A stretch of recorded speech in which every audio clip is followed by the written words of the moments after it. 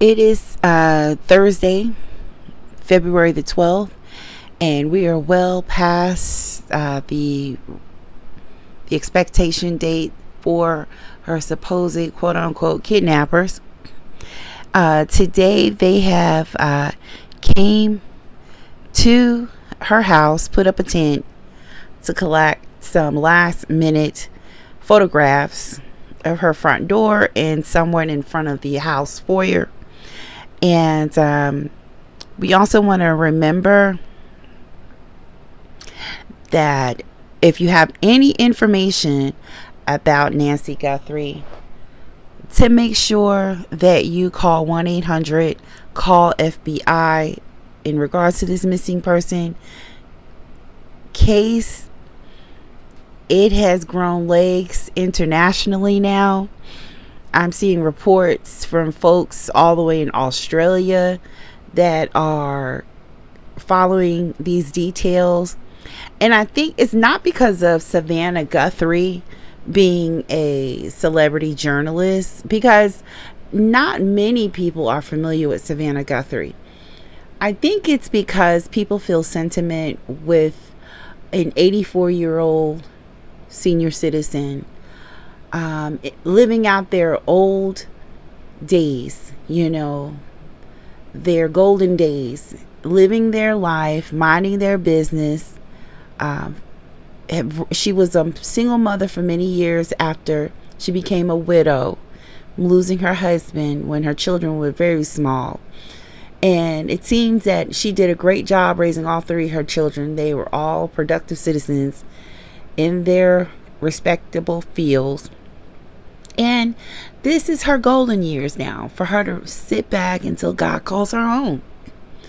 And she also contributed towards society as an educator and did many things in the community. And I think people feel a sentiment with this woman because they too have a mother that's in that age range, or maybe even younger, but may live alone, or a father that's in that age range lives alone, grandparents or older family member. And my mom has passed a couple of years ago. My father has passed, so my parents are gone, and so are my grandparents on both sides. So oh my gosh, I don't even think I would be able to cope. Okay, I give it to Savannah's brother. They've been the two that have been consistent, and I give it to them that they are holding up. Of Nancy Guthrie. Don't know who Nancy Guthrie is. She is the mother of Savannah Guthrie, who is a co-host on the Today Show. She has been missing for that. Nancy Guthrie's daughter, Annie Guthrie, is being investigated and looked into. We're going to get into some news here, some breaking news. The FBI is looking into not only what happened at Annie Guthrie's home, where Nancy allegedly was the night before she disappeared, but into Annie Guthrie and her mother. So let's check it out here. It's being alleged that Annie Guthrie is a suspect, and there's been videos and pictures surfacing of Annie and her husband moving throughout Arizona, moving throughout Tucson, that have raised some alarms. This is one of those pictures. Amy posted this over on X. Again, if you don't follow Amy, make sure you do for the most updated news, not only on this topic, but other topics as well. You can catch her and find her at @AmyLeigh on X. That's at @AmyLeighs on X. And she says this: law enforcement remained at the home of Annie Guthrie in Tomaso for approximately 3 hours after obtaining a search warrant to search the residence. During the investigation, luminol was used, a chemical we know very well on this channel. Investigators applied to detect amounts of blood that may not be visible to the naked eye. Wow. At least one officer has been observed wearing blue gloves. The family was not inside the home at the time. Separately, coyotes were reported to be unusually active in that area, which could be a sign of someone maybe being in the area. Let's see what this video is.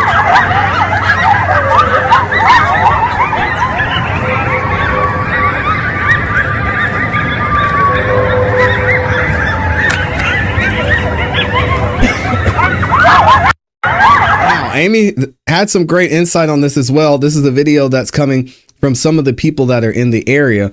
that with these coyotes being unusually active, that may mean maybe they found something. Maybe there's something out there in the desert that the coyotes see. And with it being near the home. How long have you been living here? I've been living in Tucson for about 36 years. What do you think happened here? As you being a Tucson resident, what's your gut telling you? My gut is telling me that it's the brother-in-law or the son-in-law. Son-in-law. Why? Just too many things. You know, he had pictures. There was a picture or two that came out, and you haven't seen him since. Also, the other clue to add on to him is to watch the video from yesterday, my 2 videos, where it details why Annie is a prime suspect in regards to her mother's church.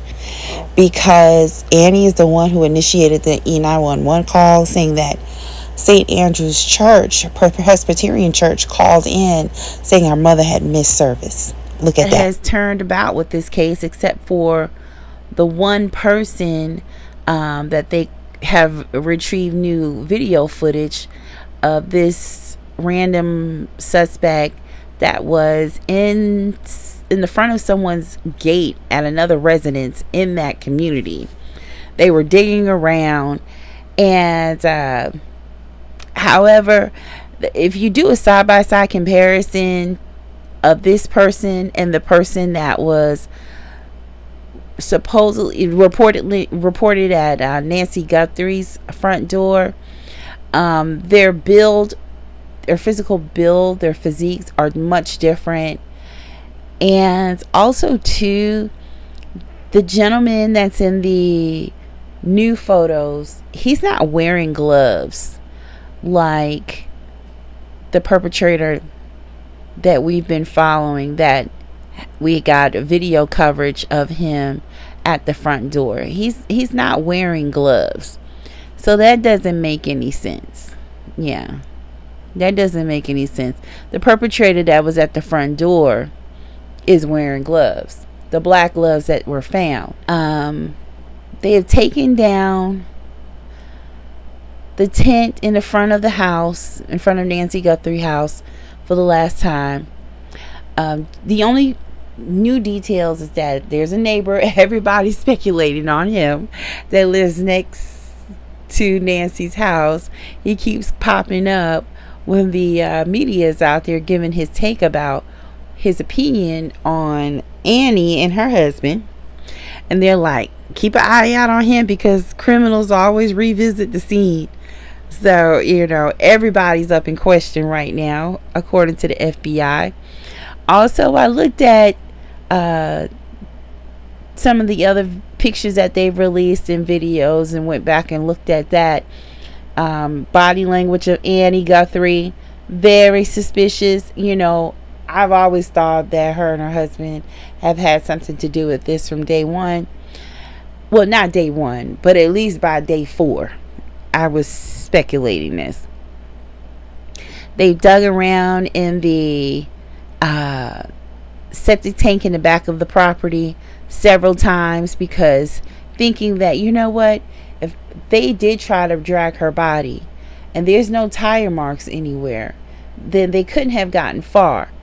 Either the body's remains has to be out in the desert, not too far from a few feet from the home, or maybe they had already cased out the property, so they threw the body in the septic tank.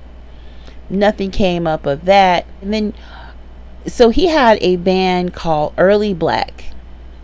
Since this case has gone about, he's taking down his social media site. So I don't know if he was the contributor for the social media site of their band or someone else, but it has since been taken down.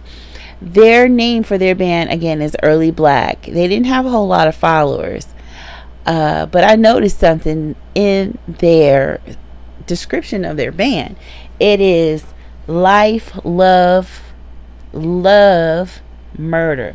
Life is to love as love is to murder. An Early Black band. That's strange. Life is to love as love is to murder. I did some comparisons on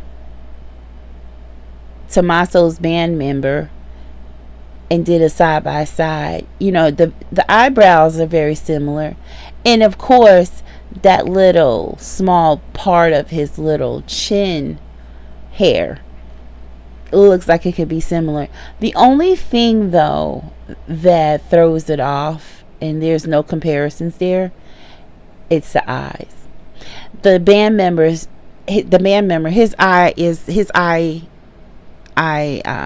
eyes are more dilated, more wider in comparison to the person that was caught on the camera.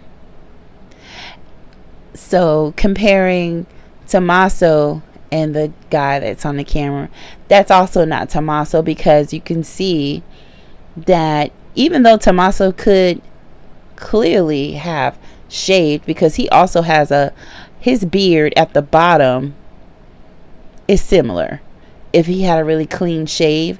However, as you can see, the mustaches are not the same. Neither are the eyes. Tommaso's eyes are much darker. His lid is more heavier.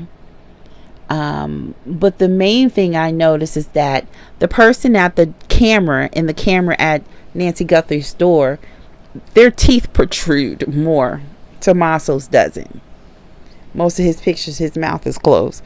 So whoever this person is, they have very protruding teeth.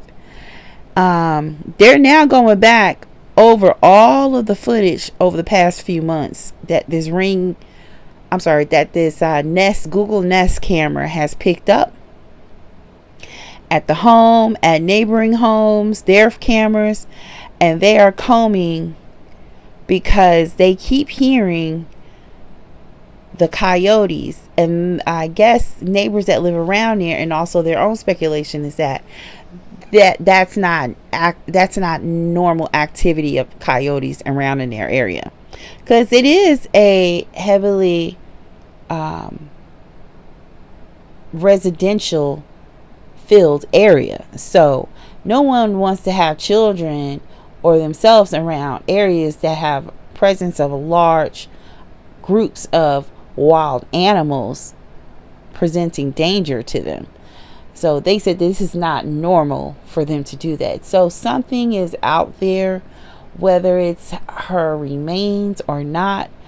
Sometimes animals have very good sensitivity to things that have occurred that humans do. They don't have a way to communicate to us through words, but they do through barking, through panting, and through them being present around the situation. And since this afternoon, February the 12th, 2026, on a Thursday, these devils out here have a third email they have sent to TMZ. I'm sick of these devils. You know, they are like stringing this family along. They're stringing the public along. But most of all, they're stringing the safety of this woman and her whereabouts. This is so demented. 2026, here we are. This is a demented year already, and we're not even really fully into the month of February. Please I don't see any of your comments in the comment section.